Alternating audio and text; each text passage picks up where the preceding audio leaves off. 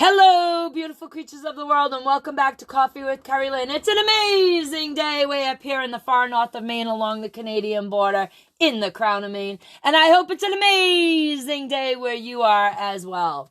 We're having a little bit of an impromptu snowstorm today. It wasn't planned. It wasn't predicted. I think Mother Nature done lost her mind. It must be the holiday festivities getting to her too. Right now, we're in my studio, and I have the wood stove going. I'm settling back into my cushy office chair. I've got the dogs at my feet, a cat in my lap. I'm watching out the window and enjoying the big puffy snowflakes as they float on by while we have our discussion on Spotify.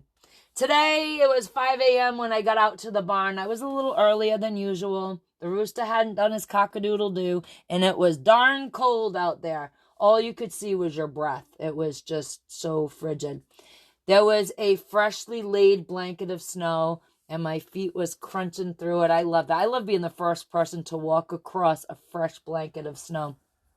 I didn't want to disturb the barn when I got out there because it was so quiet that I decided to take a little walk down to my stream. So I crunched through the snow and trekked across the field, and I went down to our little stream, and I just kind of stood there listening to the water trickle on by.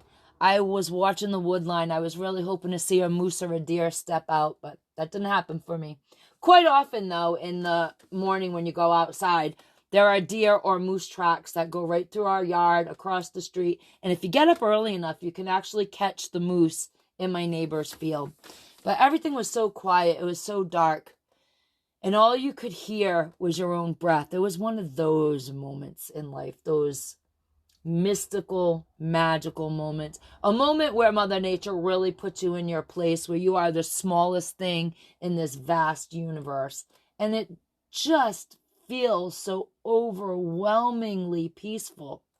The roads were even quiet. We live in agricultural country, but in the winter, something happens. In the spring, summer, and fall at 4 a.m., you can hear all the farm equipment everywhere. You can hear people working in the fields. But in the winter, it all goes quiet. I don't know what happens to the farmers around here. I don't know if they're having that extra cup of coffee before they step out into the bitter wind chill to start their day, or they're actually taking a couple hours more sleep. I have no idea, but they are not around, and the roads are perfectly quiet. So I'm standing in my outback in the perfectly quiet, tranquil space, and the snow was coming down, those big glittery puffy snowflakes, and I felt like I was standing inside of a snow globe. It was so magical. Ladies and gentlemen, beautiful creatures of the world, if you've never listened to one of my podcasts before, well, you're in for a surprise. While I'm new to Spotify, this is my second episode on Spotify. I have been streaming across all major platforms for about a year now. I am Coffee with Kerri-Lynn on YouTube and Rumble, Instagram and Facebook, and I am on X at Coffee with Kerri. So grab yourself a cup of coffee or a cup of tea or hot chocolate, whatever floats your boat, and feel free to join me here on Spotify or join me on any of the other platforms we upload videos to. Coffee with Kerri-Lynn is my little variety show. Here I talk about anything and everything that strikes my fancy. I discuss everything from politics to current events, health, family, relationships, and of course, my most favorite subjects in the world, the womanly arts of homesteading. I'm not an expert on any of these topics, nor do I hold a degree in formal education on these subjects. I just have world experience. I have life experience. I have lived life, and I am sharing that lived experience with you. I have known my husband for 41 years. We grew up together as kids. We were high school sweethearts. We got married 33 years ago this spring. We had 3 wonderful children. They're all in their 30s now. We have 3 amazing grandbabies, so we're doing the grandparent experience right now. I am just an opinionated woman with the gift of gab, as my grandmother would say. My trade is I am an independent fiber artist. I have my own fiber studio at the homestead. We have that studio open spring, summer, and fall. So in the spring, summer, and fall, y'all can stop on by and say hello. One of my favorite topics to talk about is homesteading and living close to nature. I'm not going to be teaching you how to homestead, though, because each homestead has its individual needs. I always tell people a homestead is as individual as the person who lives there. Homesteads have problems. Homesteads need solutions to those problems. But what works for me on my homestead will probably not work exactly like it does for me, for you. So if we have the same problem or a similar problem, my situation is one way, your situation could be another way, and, well, it's just not going to work if you strictly apply my solution to your problem. But perhaps you can pick up a tip or two and incorporate those tips into your homesteading experience. Let's jump into today's discussion, shall we? It is on homesteading. Ladies and gentlemen, beautiful creatures, in today's difficult financial times, more and more people are trying to save money any way they can. Some people can't seem to make ends meet with the 40-hour work week, and many people are really struggling, and I mean legitimately struggling, to keep up with the utility bills, mortgages, rents, car payments, and put food on the table. So many people are seeking alternative ways to tie up the loosening ends of their wallets. People are slowly but surely pinching from one bill to cover another. And we all know when times get tight, it's the grocery bill that suffers first. Isn't that right, ladies? Rob Peter to pay Paul to pay your bills, but what it's going to come down to is you're going to stop pinching from the grocery funds. 1 week you're buying wholesome foods for your family, but slowly over time, the goodness and freshness starts to erode. 1 week you may decide it's okay to put 1 or 2 items back on the produce shelf and exchange them for a canned product. It's fine to buy a half a gallon of milk instead of a whole gallon of milk this week. Maybe you decide that store-bought bakery items need to start being made at home. And quite frankly, in my opinion, that's a good thing, because home-baked means you actually control the ingredients and goodness that you put into your body. However, sometimes these cuts at the market, especially when they're not made by choice, can make a person feel like they're really giving things up. When you have no choice and you have to downsize, my friends, it can really make people feel, and I'm air quoting around the word feel, poor. When you're giving up things that are unnecessary by choice, it's a much easier pill to swallow. You're consciously making that decision. But when you are giving up things because you just don't have the money to get them, it really feels like your world is crumbling down around you. Personally, I am participating in many, many Facebook groups about homesteading, off-grid living, survival, and prepping. And lately, what I'm seeing there more and more is people are coming into these groups forced by financial circumstance to entertain the idea of homesteading or living off-grid. And really what breaks my heart is that most of the people are trying to come into a lifestyle that they don't really want.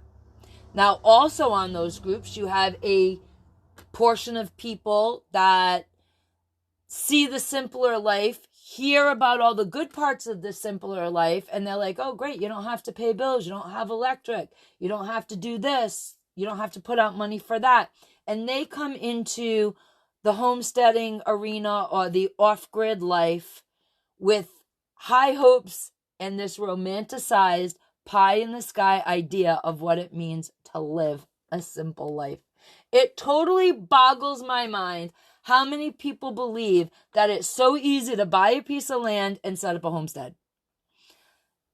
They neglect so much in the purchase of the land because they're just looking for a good deal. They want land cheap, and that's their only requirement. Ladies and gentlemen, beautiful creatures of the world, your land, no matter how remote it is, has to have certain characteristics in order to support human life. First and foremost, your land needs a water source. Water is the building block of life. Without water, you expire. And you can have water on your property, but a lot of people don't understand that water has bacteria in it and you need clean water. And without clean water, you expire. I see this all the time. I got land, I got water. Well, how are you going to treat that water before you consume it? Because it's out in the wild. It's wild water. Anything could be in it. You don't know what's upstream. Also, there's a huge miss in attention to detail when people purchase land. And one of the big misses that people make is, I bought a piece of land. It's really cheap. Maybe it has water on it. Maybe it doesn't. But a lot of times, people do not check to make sure their land has an access easement. And I see in these groups all the time, I bought this land, and then they can't get to the land because people are purchasing land that is inaccessible. They're landlocked by somebody else's property. And ladies and gentlemen, beautiful creatures of the world, people can be mean for no other reason than just to be mean. And some folks, just out of spite, will not grant you an easement across their property. And it is a heartbreaking thing to see on these Facebook groups where people are like, I bought the property, but somebody else owns the property in front of me and they won't grant me access. Now they're all in court, all because they did not do their due diligence prior to signing on the dotted line. Now, for those people who get their property and all their rights are intact, I often see that they think it's a piece of cake to toss up a living shelter and a chicken coop or a little barn for farmyard animals. They think they're simply going to buy them some chickens, maybe a turkey or two, throw some seeds in the ground, and poof, just like magic, life is going to be perfect. You see this all the time. You hear people talk about it. If the world falls apart, I'm just going to plant a garden. Ladies and gentlemen, beautiful creatures of the world, unfortunately, life on a homestead isn't a fairy tale by any means. Baby, life on a homestead really is hard living. Living off-grid, OG. Like your ancestors did in the 1800s. Well, darling, it was hard living and a lot of work. People always underestimate the workload on a homestead. Remember back in the old days when I was a child, just kidding, seriously, back in the old days, people had large families because the workload to a small, simple homestead was incredibly immense. I mean, your days are long. Sometimes you're up with the sun and you're working well into the night. It happens all the time here. You can't plan for much either. I mean, you can start your day with the best laid plans, and the next thing you know, the weather's turned on you or something breaks.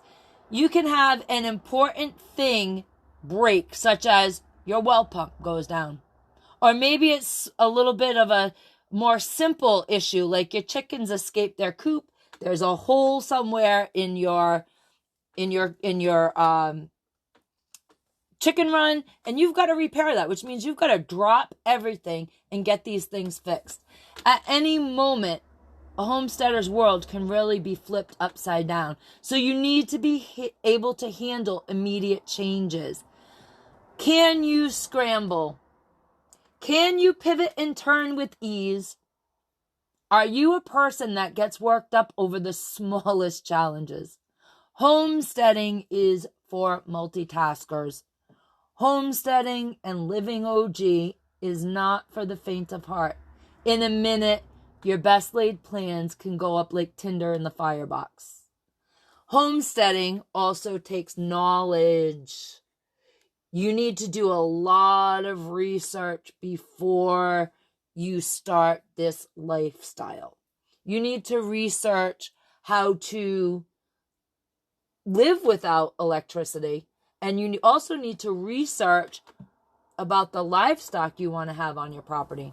You need to know how to raise chickens or any livestock before, not after, before you bring your animals onto the property. You need to know what type of livestock you want and how much of that livestock you want. You need to know your limits as well. I mean, if a person is a very petite build, you really have to ask yourself. I'm almost 5'6", 5'3", but I have to ask myself, can I handle large livestock? And the answer for me was absolutely not. Now, once you decide if you can handle large livestock, what kind of livestock are you going to get? Are you going to get pigs? Are you going to get cows? Does your homestead have a need for fresh milk? How many large critter can you have on your land? How much can you personally handle? Personally, we do not have large livestock on our homestead. I mean, maybe you can handle goats, but you can't handle a cow. These are all things that have to be taken into account. Also, what has to be taken into account is the type of care and feed the animals need to stay healthy and produce healthy products for your consumption. And this rolls into gardening. Like I said, people think they're going to take seeds and throw them into the ground and grow themselves a year's worth of food. It doesn't exactly work like that. Darlings, I know expert homesteaders and gardeners that can't even do that. I mean, maybe if you know how to grow a garden, maybe if the weather conditions are perfect throughout the spring, summer, and fall, maybe you're going to get a bounty when you harvest in the fall. But most seasoned homesteaders are going to tell you that a good portion of their pantry stock still comes from the store. About 50% of their food that they put in their pantry still comes from the store or another farm. So growing food for even the smallest family is a consuming task. Now, say everything goes perfectly for you. After your seeds are in the ground, it was perfect weather conditions, you have a harvest. You can either have a big bounty or a small bounty. Do you know how to preserve all that food? Food preservation, while it's not the most difficult task or the most complicated art form of the homestead, it's one of the most important tasks to learn. It's just like water. Food, just like water, that is not preserved correctly will get you sick and can expire you. While I love preserving food, to me it's like the most womanly task on our homestead. It feels so amazing for me to take the bounty I've just grown all summer and be able to save it for the long winter. Winters in Maine, especially this far up in Maine, I live like 15 minutes from the Canadian border. They are bone-chilling winters in Maine. And it is so heavenly to open up a can of tomatoes that I preserved or some raspberry jam that I preserved in the fall. And to open that up in January and actually smell the tones of summer is just, it's an incredible experience for me. I mean, the memories really start flooding in, all the hard work, all the sweat equity I put into raising my food. The days that I fought the cucumber beetles or drowned the slugs with a can of Budweiser. Ladies and gentlemen, it is a thing. You can drown those pesky slugs with a can of Budweiser.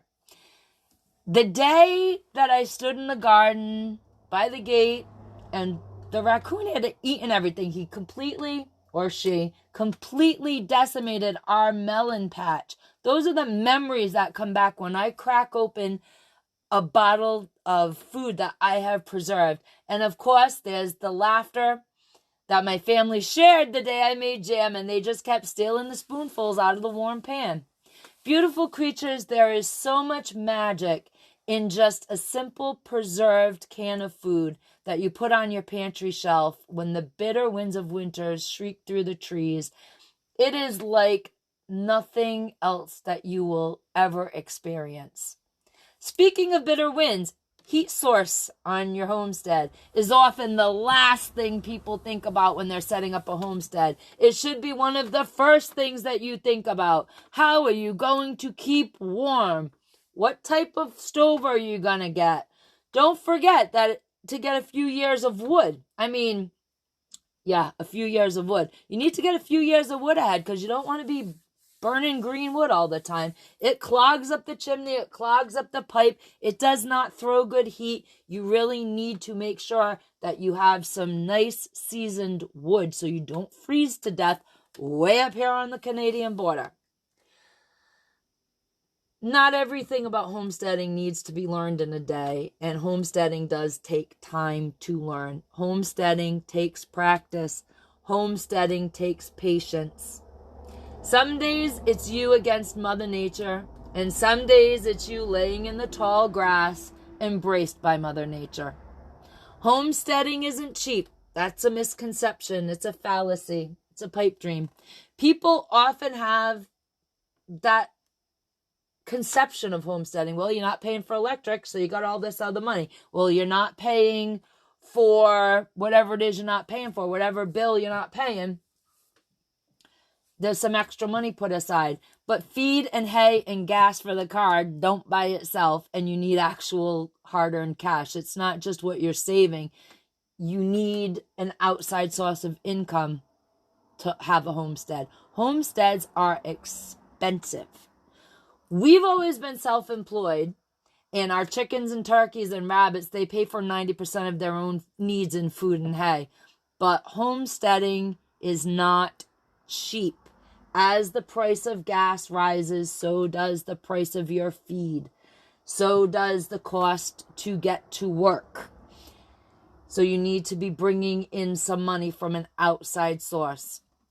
And I mean, it's just the way it is. It's not poof magic. Here we are. You have a ton of money just because you don't have certain utility bills that other people have. And homesteading is hard, and it's not fun if everybody in your household isn't on the same page. I've seen a lot of marriages and relationships deteriorate, and some of them have completely collapsed because one person didn't realize the toll of homesteading or living off-grid. People are naive.